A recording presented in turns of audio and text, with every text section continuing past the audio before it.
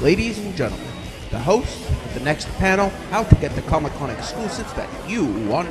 Please welcome Chris Hardon. Thank you guys so much. Ladies and gentlemen, I am Chris Hardon, host of AMS The Talking Sluts, and I'm honored to bring someone to you who's going to help you decide how to get the exclusives that you want at Comic-Con. Ladies and gentlemen, without further ado, let's give it up for Kyle, the TF Review.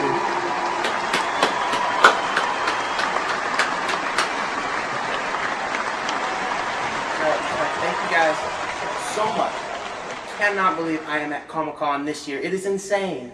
Well, Kyle, I just have to say it is an absolute honor to be in your presence right now, right? I mean, come on. I mean, I'm the TF Review, the world's greatest YouTuber. I mean, seriously, guys.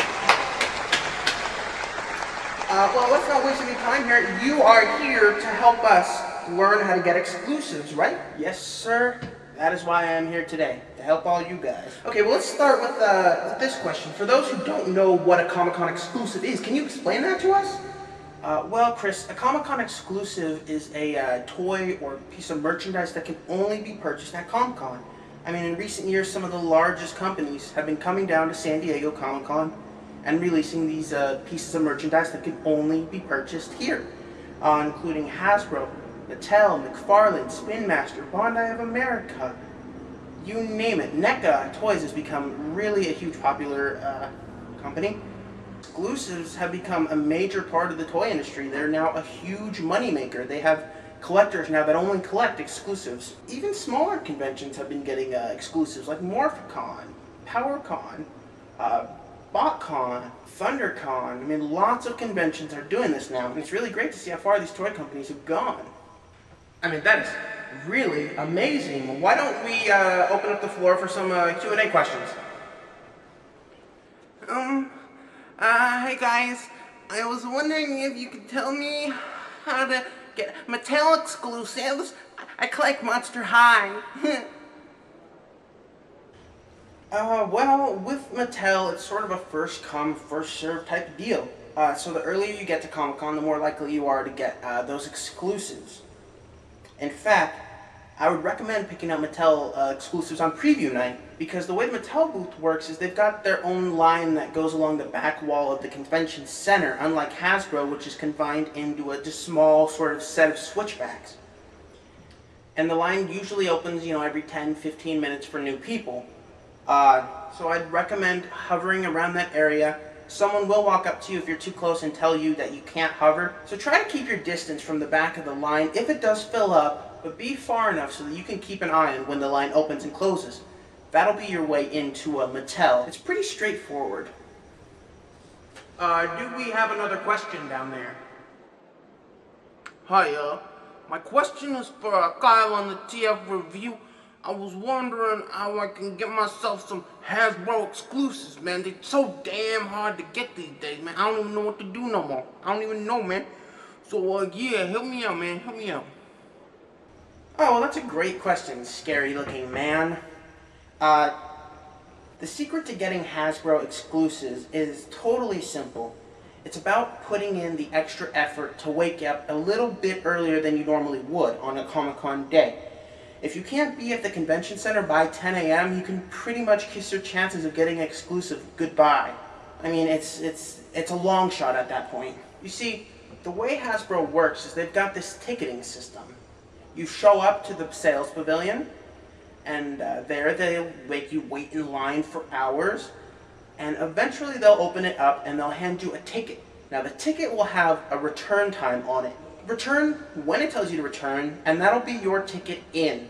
And then you'll be able to get the exclusives that you want.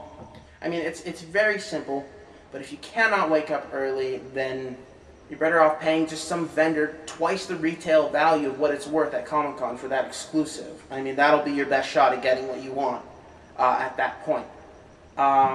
So yeah. Wow, Kyle, that is really deep. Unfortunately, I think that's all we have time for today. Ladies and gentlemen, one more time, give it up for Kyle at the TF Review here at Comic-Con. You know what? Thank you very much, because it's an honor to be here and to be in your presence as well. Yeah, well, Alright, and ladies and gentlemen, I am Chris Hardon. You can find me on AMF's The Talking Sluts. Thank you very much. Good night, everybody. So what'd you guys think of my skit, huh? Did you like it? I'm gonna try and do a part 2 of this video, because there are a couple more questions that people have been asking me, including, how much money should I bring to Comic-Con?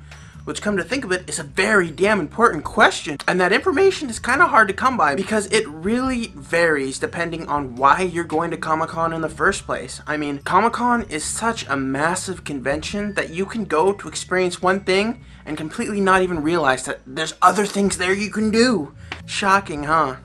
So honestly, the people that are going there to buy things such as exclusives or to find that rare comic that they don't have, they're going to be the ones that are spending a lot more money. I personally am an exclusive hunter, not to brag and say, oh, I have to spend so much money at Comic-Con, because it sucks when you're like poor for the next 2 months after Comic-Con because you spent so much damn money on exclusives. But if you are going specifically for exclusives, and I assume most of the people watching this video are, the least you should have in terms of money that you just want to spend on exclusives is probably anywhere between $300 to $400 just for exclusives, just for yourself, and that'll cover you for Hasbro and Mattel and maybe NECA.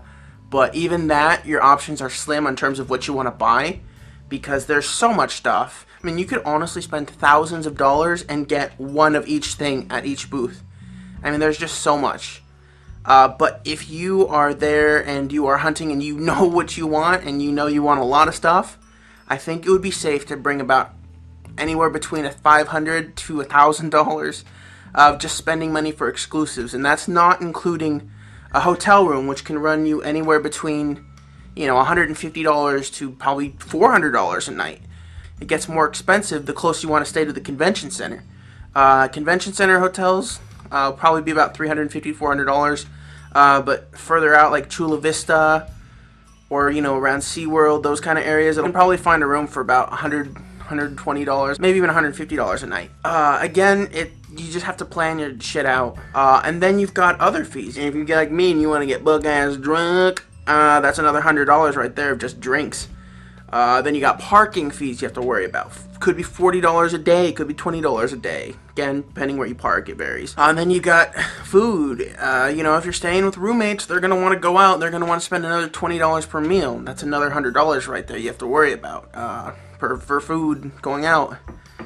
So things build up. And the more you calculate, the more you'll probably realize, oh shit, I need a lot more money, because it's expensive. But with that aside, I mean, if you're going to Comic-Con for signatures, if you just want to meet celebrities, obviously you can do it a lot cheaper. I mean, a couple celebrities will ask you for $20 to $30 per signature, which can build up over time, but it doesn't hurt your wallet anywhere near as much as spending $100 on a freaking G.I. Joe toy.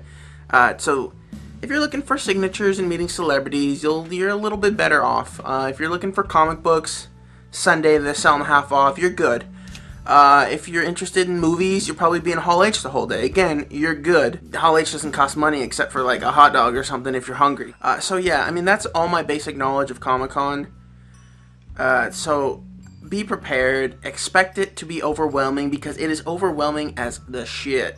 I mean, you're going to be there, you're going to take a dump in your pants because it's so freaking huge and there's so many people and there's so much to do.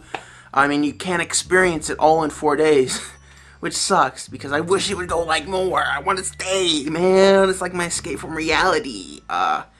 Yeah.